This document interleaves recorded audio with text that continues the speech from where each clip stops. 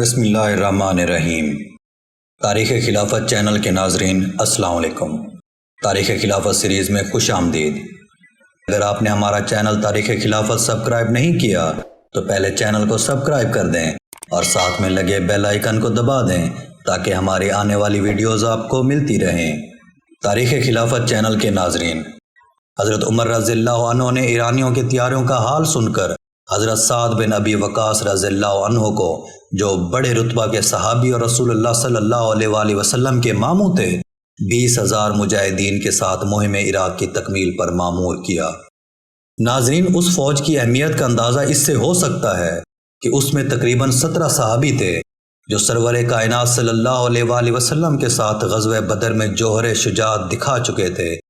300 وہ تھے جو فتح مکہ میں موجود تھے۔ حضرت سعد بن ابی وقاص رضی اللہ عنہ نے شراف پہنچ کر پڑاؤ کیا۔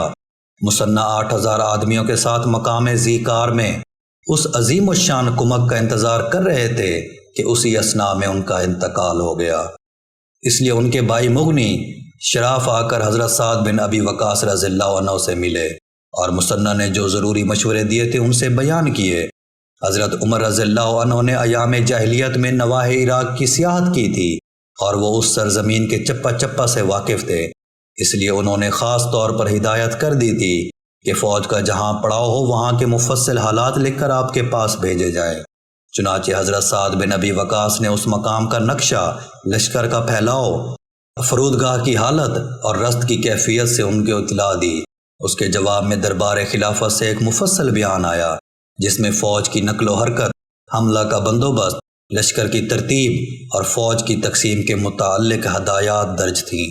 اسی کے ساتھ حکم دیا گیا تھا کہ شراف سے بڑھ کر قادسیہ کو میدان کارزار قرار دیں اور اس طرح مورچے جمائیں کہ فارس کی زمین سامنے ہو اور عرب کا پہاڑ حفاظت کا کام دے۔ حضرت سعد رضی اللہ عنہ نے دربار خلافت کی ہدایت کے مطابق شراف سے بڑھ کر قادسیہ میں مورچہ جمایا۔ رستم 60,000 کی فوج کے ساتھ سابات میں پڑا ہوا تھا اور یزدگرد کی تاکید کے باوجود جنگ سے جی چرا رہا تھا۔ رستم قادسیہ میں پہنچ کر بھی جنگ کو ٹالنے کی کوشش کرتا رہا اور مدتوں سفیر کی آمد و رفت اور نامہ و پیام کا سلسلہ جاری رکھا، لیکن مسلمانوں کا آخری اور قطعی جواب یہ ہوتا کہ اگر اسلام یا جزیہ منظور نہیں تو تلوار سے فیصلہ ہوگا۔ رستم جب مصالحت کی تمام تدبیروں سے مایوس ہو گیا تو سخت برہم ہوا اور قسم کھا کر کہا، آفتاب کی قسم، اب میں تمام عربوں کو ویران کر دوں گا، اور غضبناک ہو کر فوج کو کمر بندی کا حکم دے دیا اور خود تمام رات جنگ کی تیاریوں میں مصروف رہا۔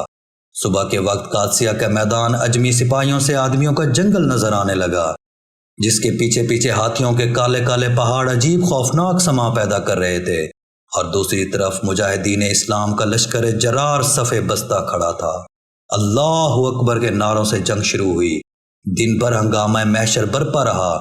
شام کو جب تاریکی چھا گئی تو دونوں حریف اپنے اپنے خیموں میں واپس آئے۔ قادسیہ کا یہ پہلا مارکا تھا اور عربی میں اس کو یوم الارماس کہتے ہیں۔ قادسیہ کی دوسری جنگ مارکہ اغواس کے نام سے مشہور ہے۔ اس مارکہ میں شام کی مہم کی 6,000 فوج عین جنگ کے وقت پہنچی اور حضرت عمر رضی اللہ عنہ کے قاصد بھی جن کے ساتھ بیش قیمت تحائف تھے، عین جنگ کے موقع پر پہنچے اور پکار کر کہا، امیر المومنین نے یہ انعام ان کے لیے بھیجا ہے جو اس کا حق ادا کریں۔ اس نے مسلمانوں کے جوش و خروش کو اور بھی بھڑکا دیا۔ تمام دن جنگ ہوتی رہی اور شام تک مسلمان 2,000 اور ایرانی 10,000 مقتول و مجروح ہوئے، لیکن فتح و شکست کا کچھ فیصلہ نہ ہوا۔ تیسرا مورکہ یوم الاماس کے نام سے مشہور ہے۔ اس میں مسلمانوں نے سب سے پہلے کوہ پہ کر ہاتھیوں سے نجات حاصل کرنے کی کوشش کی، کیونکہ ایرانیوں کے مقابلے میں مجاہدین اسلام کو ہمیشہ اس کالی آندھی سے نقصان پہنچا تھا۔ حضرت سعد رضی اللہ عنہ نے کاکا، جمال اور ربیع کو ہاتھیوں کی سونڈوں اور آنکھوں پر حملہ کرنے پر مامور کیا۔ ان لوگوں نے ہاتھیوں کو نرغے میں لے لیا اور برچھے مار مار کر آنکھیں بیکار کر دیں۔ حضرت کاکا نے آگے بڑھ کر پیل سفید کی سونڈ پر ایسی تلوار ماری کہ مستک الگ ہو گئی۔ جھرجھری لے کر بھاگا۔ اس کا بھاگنا تھا کہ باقی تمام ہاتھی اس کے پیچھے ہو لیے۔ اس طرح دم کے دم میں یہ سیاہ بادل چھٹ گیا۔ اب بہادروں کو حوصلہ افزائی کا موقع ملا۔ دن بھر ہنگامہ کارزار گرم رہا۔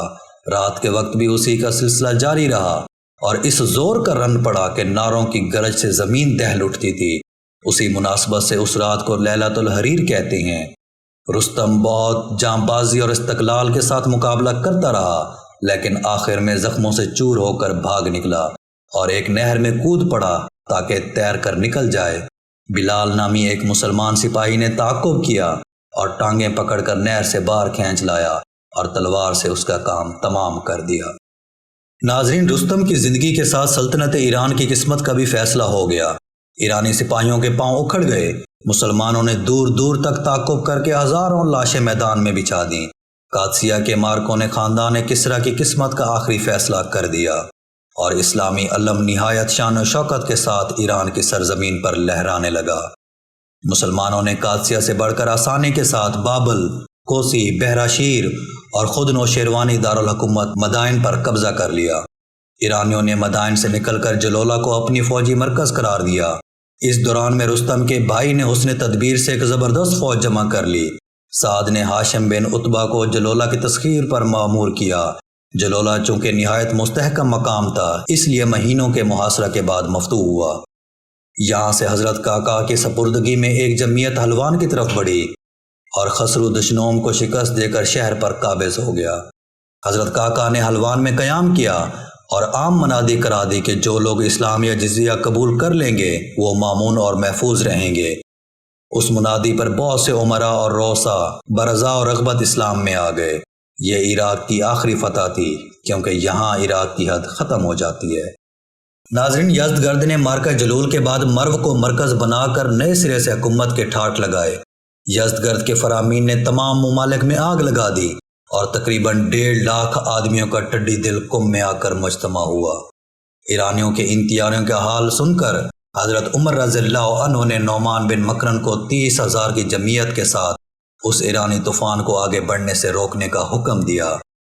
نہاون کے قریب دونوں کی فوجیں آمنے سامنے ہوئیں اور اس زور کا رن پڑا کہ قادسیہ کے بعد ایسی خونریز جنگ کوئی نہیں ہوئی تھی۔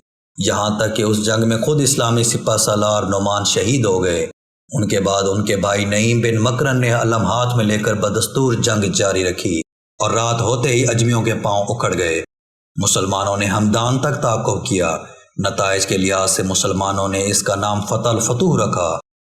فیروز، جس کے ہاتھ سے حضرت عمر رضی اللہ عنہ کی شہادت مقدر تھی، اسی لڑائی میں گرفتار ہوا تھا۔ واقعہ نہاون کے بعد حضرت عمر رضی اللہ عنہ کو خیال پیدا ہوا کہ جب تک تخت کیانی کا وارث ایران کی سرزمین پر موجود ہے، بغاوت اور جنگ کا فتنہ فرو نہ ہوگا۔ اس بنا پر عام لشکر کشی کا ارادہ کیا اور اپنے ہاتھ سے متعدد علم تیار کر کے مشہور افسروں کو دیے اور انہیں خاص خاص ممالک کی طرف روانہ کیا۔ چنانچہ 21 ہجری میں یہ سب غازیان اسلام اپنے اپنے متعینہ ممالک کی طرف روانہ ہو گئے اور نہایت جوش و خروش سے حملہ کر کے تمام ممالک کو اسلام کا زیر نگین کر دیا اور صرف 1.5-2 برس کے عرصہ میں کسریٰ کی حکومت نیست و نابود ہو گئی۔ بارگاہ خلافت میں نامہ فتح موصول ہوا۔ حضرت عمر فاروق رضی اللہ عنہ نے تمام آدمیوں کو جمع کر کے یہ مجدہ جاں فضا سنایا اور ایک مؤثر تقریر کی۔ آخر میں فرمایا کہ آج مجوسیوں کی سلطنت برباد ہو گئی اور اب وہ کسی طرح اسلام کو نقصان نہیں پہنچا سکتے، لیکن اگر تم بھی صراط مستقیم پر قائم نہ رہے تو خدا تعالیٰ تم سے بھی حکومت چھین کر دوسروں کو دے دے گا۔ ناظرین، ممالک شام میں سے اجنادین، بصرہ اور دوسرے چھوٹے چھوٹے مقامات عہد صدیقی میں ہی فتح ہو چکے تھے۔